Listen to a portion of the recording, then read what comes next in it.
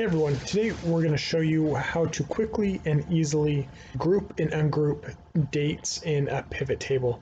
So if you are like me, you've maybe run into this before, you have dates where it automatically groups data based on different criteria that maybe you're not interested in.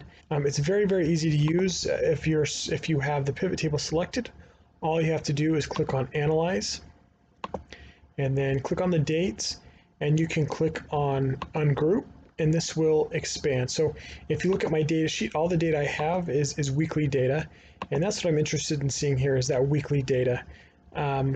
So otherwise, if you go back, you can, again, go for the Analyze tab. To ungroup it, you can click Ungroup and it will go expand out, so it's not grouping together by month.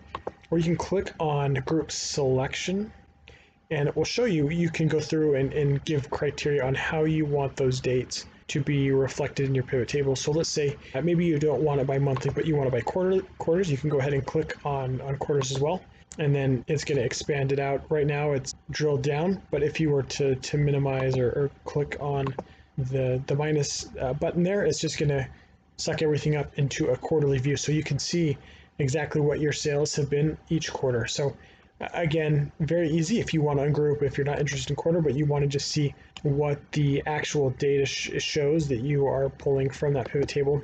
You can right click on the date there and then just hit ungroup. And again, it will expand it out and it will give you those base dates that you have from your source data. And go back, you can hit Control Z. If you want to modify it though, you just hit group and then can go in and change it how you see fit.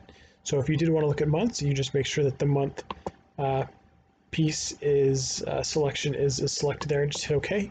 And then it's going to give you monthly sales by product there. So very simple, very easy to use, but can be very helpful as you're trying to deep dive data. If you have any other questions about pivot tables or grouping and ungrouping, please let me know. I'd be happy to address those, and please subscribe to the Excel Guy.